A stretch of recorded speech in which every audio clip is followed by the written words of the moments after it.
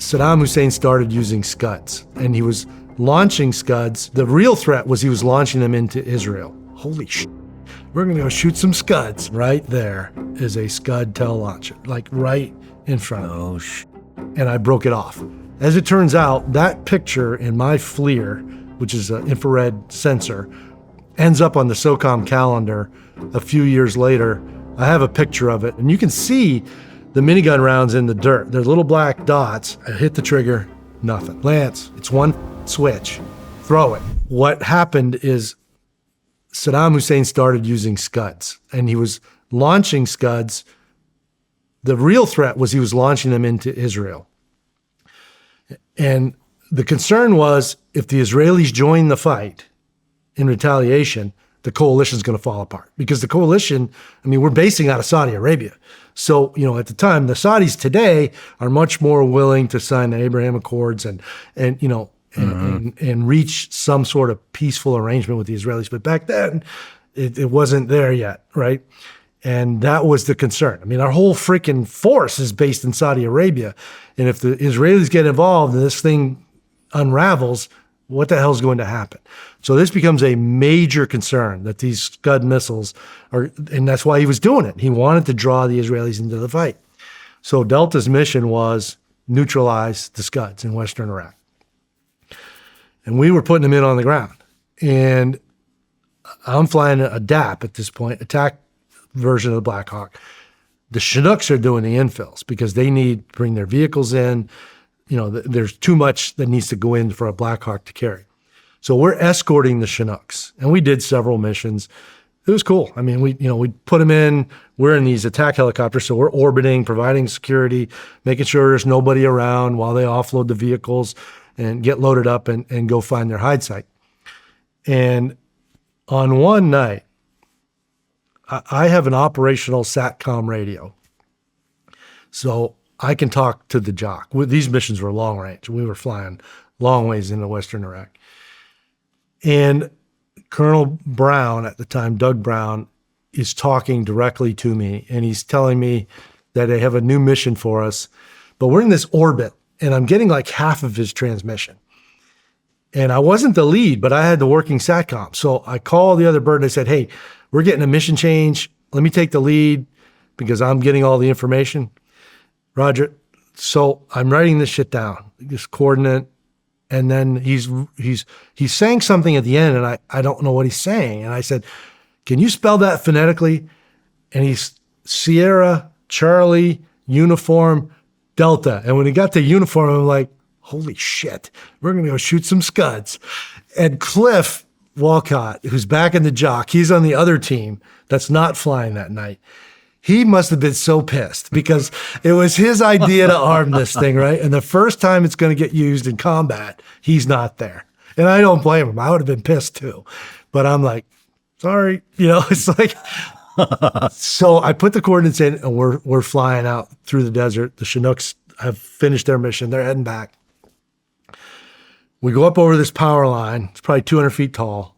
Start coming down the other side, and freaking right there is a Scud tail launcher, like right in front of me. Oh, shit.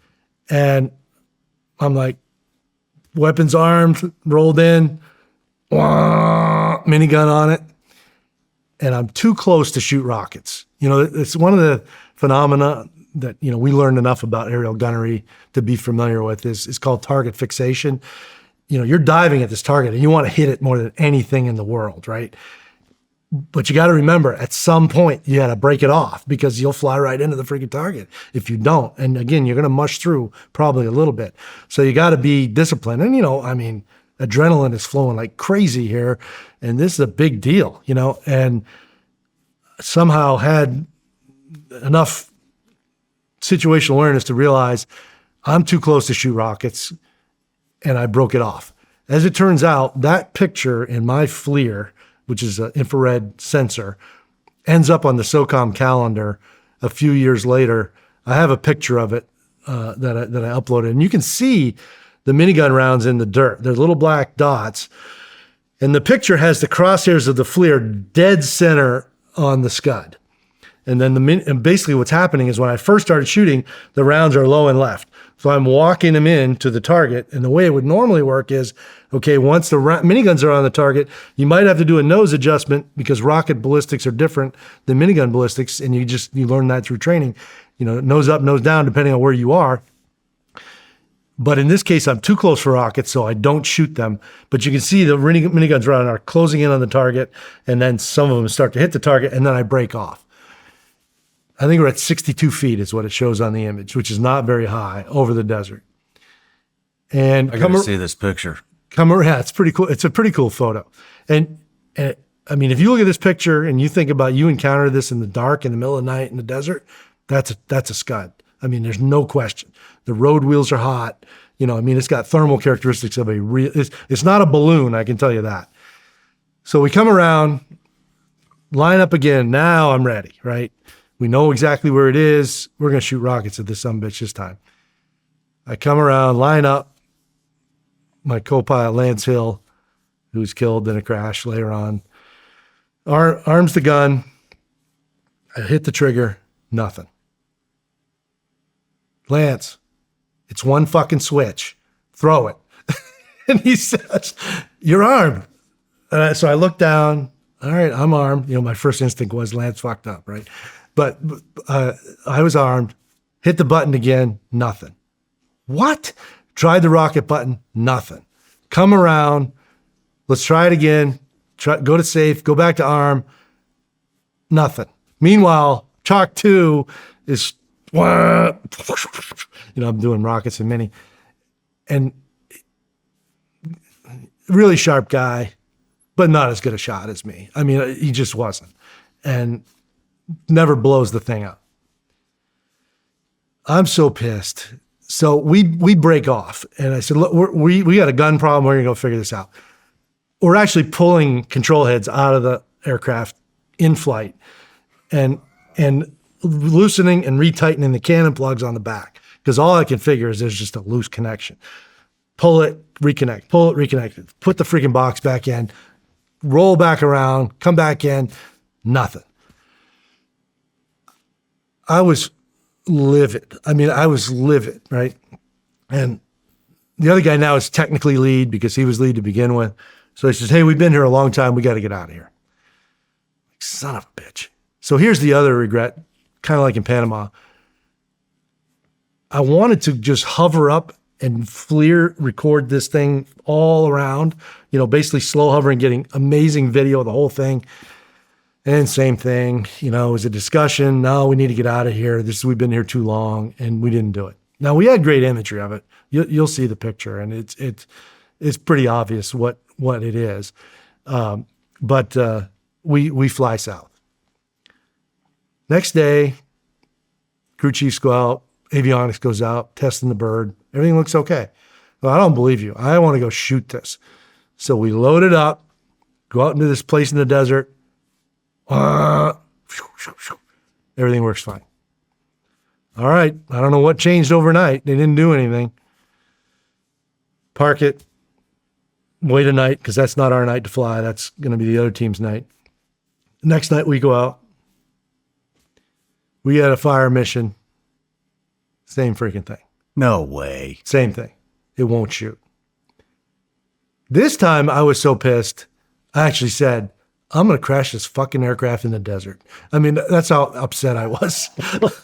We're going kamikaze. I mean, one of the crew chiefs who didn't know me that well because I was flying with the other company, or platoon at least. No, I think he's the other company. Didn't really know me and thought, is this guy going to kill me? And went back. And this is why I love the crew chiefs. If they respect you, which I'd like to think most of the crew chiefs respected me, they're going to try to help you out, figure out what the hell is going on here. And without anybody telling them, one crew chief thought of, okay, here's the only variable in this equation, time. When we went to the range, we only had the bird running for like 15 minutes. But on these long range missions, the bird's running for like 2 hours.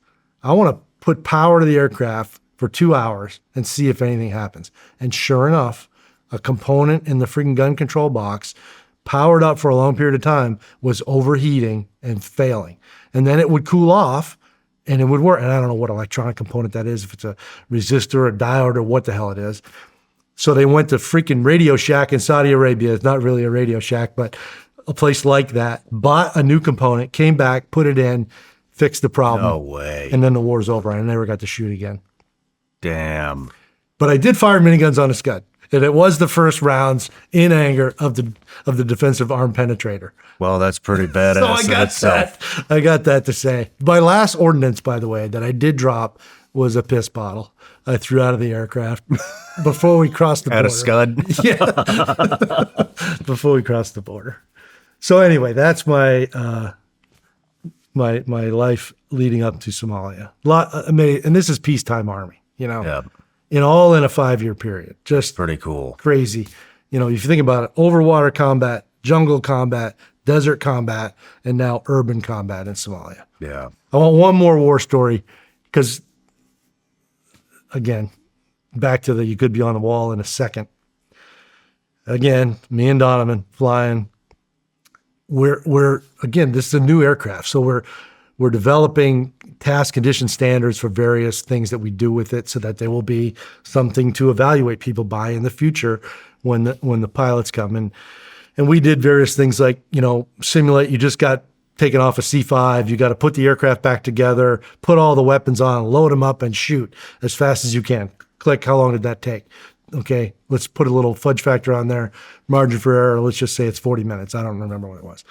Well, this time we're going to do a hide site, and we're going to go, which is essentially, you know, you fly in at night, camo everything up, sleep during the day. When it gets dark, you take the camo off, and then you go fly, hit the target. So we do this, and we're going to go shoot at Fort Knox, which is about a 2-hour flight. So I'm in the left seat this time. Donovan's in the right. And we got approval to roll in hot. No, we didn't have to clear the range because we had eyes on the range before we got there, which is unusual. Usually, range safety is going to want you to do a dry pass, but they let us live fire right out of the gate. So we roll in. Again, there's 2 DAPs.